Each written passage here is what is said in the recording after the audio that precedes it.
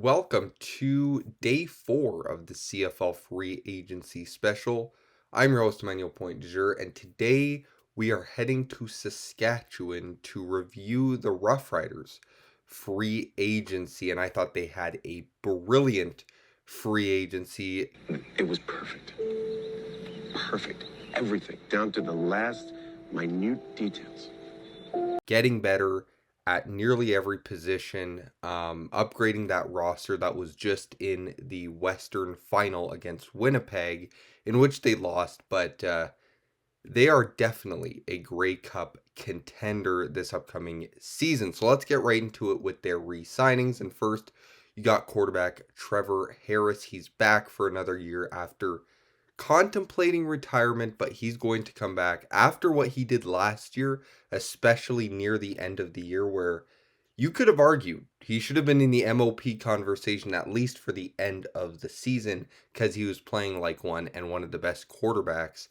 He is back for another year, and it's going to be exciting what he can do, keeping that consistency, which he's always had throughout his career into 2025. The only issue will be about injuries, but if he can stay healthy, he is one of the best in the league.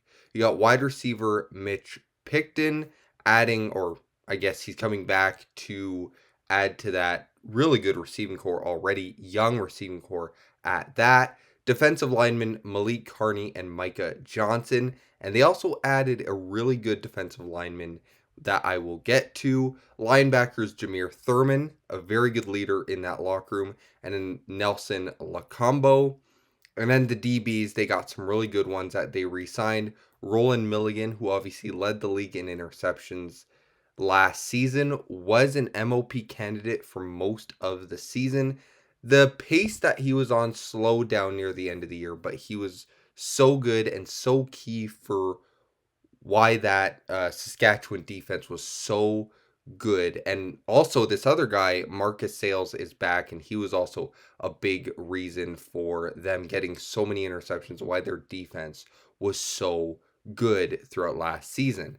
And then you got returner Mario Alford, one of the best in the game. He can flip the field in an instant, and he's definitely it's probably nice for Saskatchewan to have him back. So you don't have to worry about who your returner is going to be because Mario is back in the fold.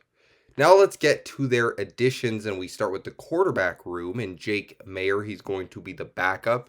He was acquired in a trade with Calgary for a conditional late round pick. So basically nothing for a guy that has experience as a starter in this league and will be, I think, really good as a backup. I think that's his best role because you saw behind Bo Levi Mitchell how good he did in games against Winnipeg, like the top team in the league, and even Montreal. He did really well in those games, and I think he's best as a backup, and he can learn a lot of stuff playing behind Trevor Harris.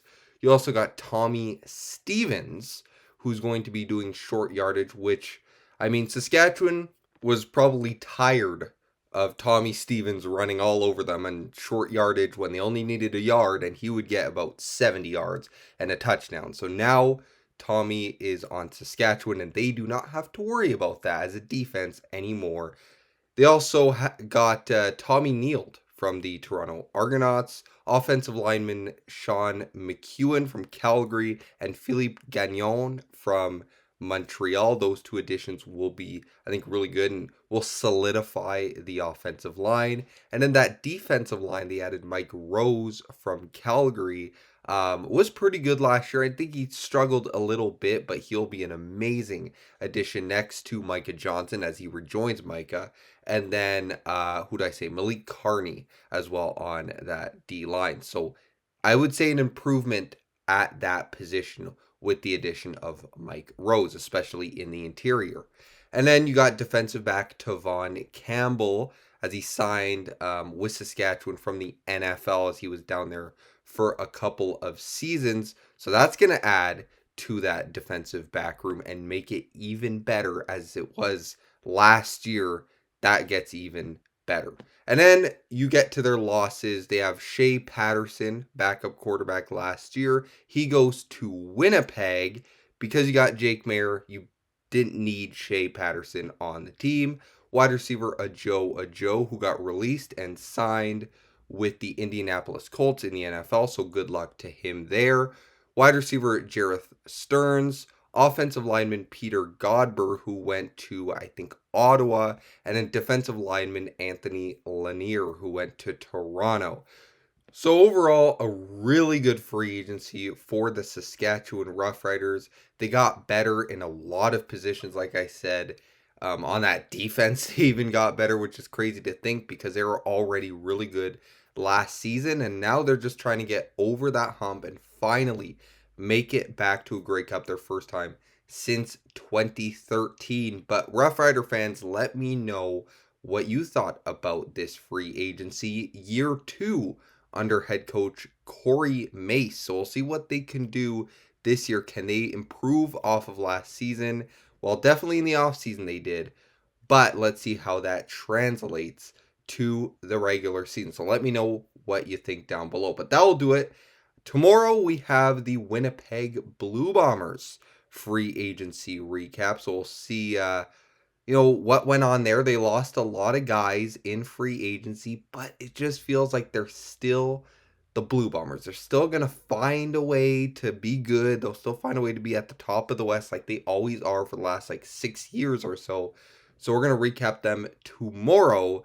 But I hope you enjoy the rest of your day, and we will see you tomorrow for the Blue Bombers free agency special. But until then, have a great day. Peace.